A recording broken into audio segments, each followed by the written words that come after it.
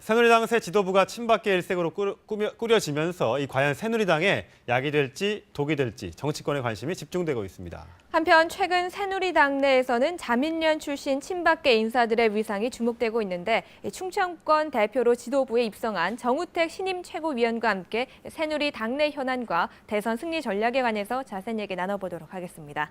안녕하십니까? 네, 안녕하세요. 네. 자, 이번 경선에서 최고위원에 당선이 되셨는데 소감이 좀 남다르실 것 같아요. 어떻습니까?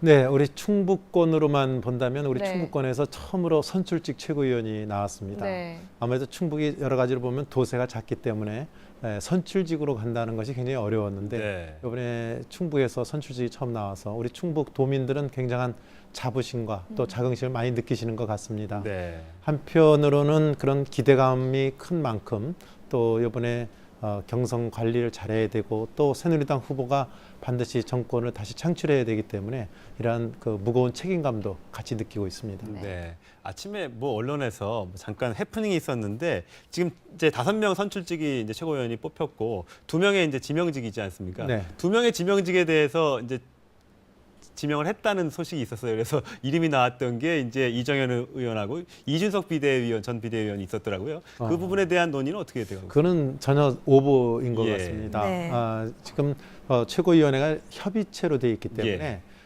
일방적으로 대표가 누구를 그 인사를 할 수 없는 체제로 되어 있습니다. 예. 따라서 그 지금 최고위원들과 협의가 아직 전혀 없었기 때문에 네. 그런 보도가 나갔다는 것은 지금 잘못된 걸로 보고요. 예. 네. 다만 좀 6월이 가기 전까지 이번에는 좀 인선을 서둘러서 네. 당 체제를 좀 빨리 구축을 하자 이런 의사는 같이 뭉쳐져 있습니다. 네. 그래서 되도록 빨리 그 인사를 마무리 지려고 하고 있다는 말씀을 드리는데 네. 아직 특정 인물에 대해서 누구를 하냐 안 하냐 이런 논의가 최고위원들 사이에 아직은 없었다는 말씀을 분명히 드리겠습니다. 예, 알겠습니다. 네, 알겠습니다. 지금 당대표부터 원내대표 그리고 사무총장까지 계속해서 친박계로 꾸려지면서 좀 박근혜 전 위원장의 사당화가 되는 게 아니냐 이런 논란들이 있거든요. 이 부분에 대해서는 어떻게 생각을 하시는지요? 저는 그런 논란에 좀 일리가 있다고 생각합니다. 네. 왜냐하면 당 대표는 좀 그 중도 성향인 분이 됐지만 네. 지금 최고위원 중에는 소위 저는 친박 비박을 별로 표현을 하지 않습니다만은 네. 언론에서 보면 비박 인사가 한 분이 들어오고 나머지가 다 친박이다. 그렇습니다. 또 지금 원내 대표도 이양구 대표가 되셨는데 예. 또 친박이다. 또 이번에 사무총장까지 서병수 친박이 돼 있기 네. 때문에 그런 말이 나올 수 있다고 생각해서 제가 개인 의견도 또 개진했습니다마는 앞으로 중요한 추가 당직 인사가 있습니다. 사무 1, 2 부총장이라든지 여러 네. 가지 그 지명직이라든지 이렇게 있어서 앞으로 추가 당직 인선에서는 되도록이면 그 친박 색깔이 엷은 분들이라든지 네. 중도 성향을 가졌다든지 또는 하다못해 비박 성향을 가진 분들로 많이 채용을 해야 된다. 네. 그래서 우리가 이게 정당이 사당화로 움직이는 것에 대해서는 우리 정치하는 쪽에서는 굉장히 금기시합니다. 네. 그래서 이러한 말이 나오지 않도록 추가 당직에서는 그런 인사들이 많이 들어오기를 기대하고 있습니다. 네. 오늘 어떤 사설에 보니까 완전 국민 경선제에 대해서 국회에 새누리당에 이게 그 의견을 좀 물어봤더니 150명 당선자 가운데 5명만 그거 완전 국민 경선제에 찬성하고 나머지 145명은 표현을 안 했다고 하면서 이게 과연 공당에 이게 제대로 돌아가는 거냐 이런 지적을 많이 하더라고요. 그런 지적도 또 일리가 있다고 생각합니다. 아마 네. 지금 여러 가지 아직 경선 룰에 대한 본격적인 그런 생각들을 아마 최종 정리는 안 돼 있는 거라 이렇게 생각이 듭니다. 네. 이번에 이 경선 룰은 많은 관심을 갖고 있기 때문에 네. 우리 당 지도부에서 되도록이면 공정하게 또 되도록이면 대선에서 승리로 갈 수 있는 길을 찾아가기 위해서 이번 경선 룰에 대해서 결정이 될 것이기 때문에 아마 당 지도부의 결정도 어떻게 돼가는 그 과정에서 많이 참여하려고 하지 지금 어떤 언론이라든지 어떤 네. 데서 조사하는 것에 대해서 적극적인 의견 개진을 하려는 의사는 아직 없는 게 아닌가. 네. 저는 이게 어떤 일부에서는 그 박근혜 전 대표께서 네. 이런 그 룰을 바꾸는 것에 대해서 찬성을 하지 않았기 때문에 예, 그렇죠. 거기에 따르기 위해서 예, 했다. 예. 저는 이 정치하는 국회의원들이 그런 소신 갖고 국회의원 하고 있지는 않다고 생각합니다. 네. 그러면 어떻게 옛날에 처음에 첫 최고위원회 회의 때는 완전 국민 경선제에 대해서 반대 입장을 나타낸 걸로 보도가 됐었는데 그 입장은 어떠십니까? 그건 조금 그것도 잘못 오더된 건데 그 반대한 게 아니라요. 네. 첫 번째 그 최고위원회에서는 좀 상견례 자리였습니다. 예. 근데 거기에서 이제 바로 그 오픈 프라이머리에 대한 얘기가 제시가 되니까 예. 이것은 제가 보기에는 조금 굉장히 실무적인 검토를 많이 거쳐야 될 문제입니다. 네. 다시 말씀드리면 후보들은 얘기를 할 수가 있어요. 오픈 프라이머리를 하지 말자 이렇게 얘기할 수 있지만 이 당 지도부는 조금이라도 경선 과정에서 실수나 잡음이나 이런 것이 나오면 절대 안 되거든요. 네. 그래서 이런 것을 면밀히 검토해서 지도부의 의견을 모아가는 과정을 이렇게 거쳐가야 된다고 보는데 대뜸 오픈 프라이머리에 대해서 우리 빨리 검토해보자 그렇죠. 이런 네. 어떤 정치적 제스처에 대해서 제가 네. 소위 좀 제재의 말씀을 드릴 때 제가 뭐 반대를 예. 하는 것처럼 이렇게 빚었지만 네. 앞으로 충분한 논의의 과정이 있을 거다 저는 그렇게 보고 있습니다. 네. 그러면 정 의원님께서 생각하시기에는 오픈 프라이머리 완전 국민 경선제 어떻게 보시는지요?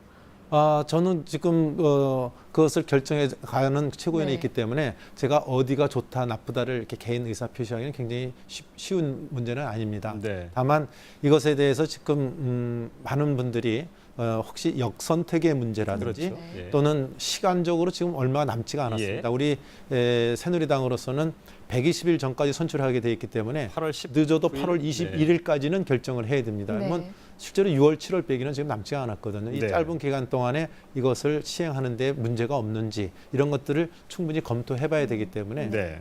우리가 실무적인 충분한 검토를 바탕으로 해서 최고위원들끼리 머리를 맞대고 논의를 하고 또 그 논의된 과정이라든지 여러 그 절차를 통해서 대통령 후보 경선에 나오시는 분들한테도 설명을 드려서 이해를 구하고 또 여론에도 이해를 구하고 이런 과정을 밟아가야 되지 않을까 이렇게 네. 생각합니다. 뭐 이재호 의원이 뭐 사실 뭐 당 규정에는 8월 20일까지 뽑아야 되지만 좀 늦출 수 있는 거 아니냐. 이게 뭐 국민적 합의를 통해서 완전 국민 경선제가 좀 필요하다고 하고 또 어느 정도 일정 부분 좀 양보를 해서 그게 맞는 방향이라면 완전 국민 경선제 도입할 수도 있는 것 아니냐 이런 지적들이 좀 뭐 물론 비박계 주자들 다른 후보들 사이에서 주로 나오는 얘기긴 하지만 충분히 검토해 볼 수 있는 얘기인가 아닌가 저는 뭐 그럴 수도 있다고 봅니다. 근데 지금 현 시점에서 그거는 벌써 8월 20일까지 당규에 이렇게 돼 있는데 당규 개정을 전제로 해서 예. 벌써 그분들은 그렇게 얘기할 수 있지만 예. 그것을 관리하는 우리 경선 관리를 공정하고 예. 이번에 네. 실수 없이 해야 되는 당 지도 입장에서는 그렇게 쉽게 대답을 소위 예스라는 대답을 하기는 예. 쉽지가 않다 알겠습니다. 이렇게 말씀을 드리겠습니다. 네. 요즘 통합진보당 문제로 참 많이 시끄러운데 이 종북 좌파의 국회 입성을 막아야 된다 이런 말씀을 하셨거든요.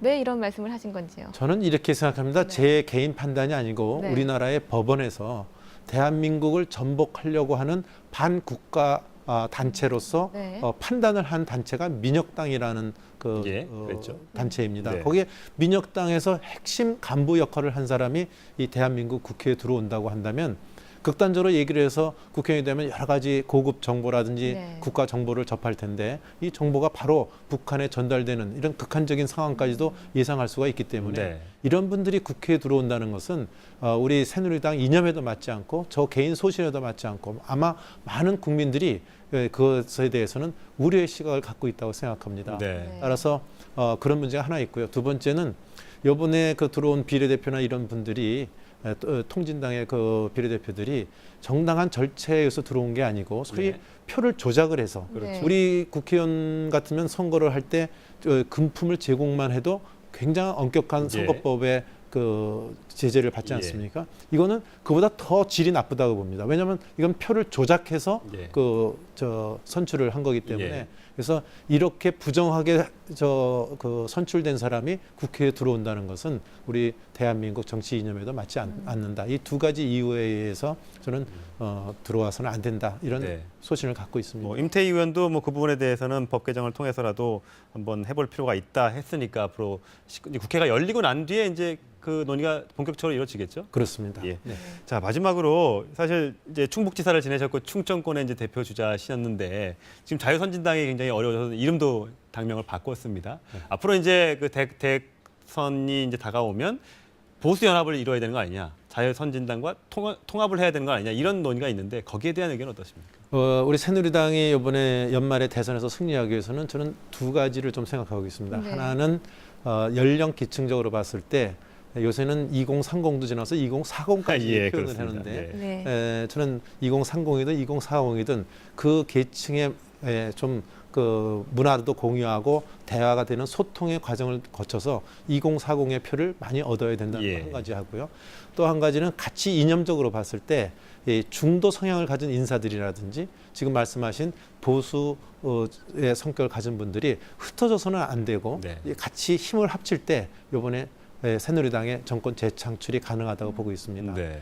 다행히 제가 예전에 그 자민련 출신이기 때문에 네. 그쪽에 계신 분들하고 가장 대화가 잘 통하는 예. 사람 중에 네. 저는 하나라고 자부하고 있습니다. 네. 그래서 대선에 가는 과정에 그런 보수 대연합이 필요하다고 한다면 네. 제가 앞장서서 대화의 물꼬를 터나갈 이런 의사를 네. 갖고 있습니다. 네. 아마 그런 것도 염두에 두고 아마 최고위원에 당선되신 게 아닌가 모르겠습니다. 네, 정례 발표에 그런 얘기도 했습니다. 네. 지금까지 새누리당 정우택 최고위원과 함께 정치권 현안에 대해서 자세하게 얘기 나눠봤습니다. 오늘 고맙습니다. 네, 감사합니다.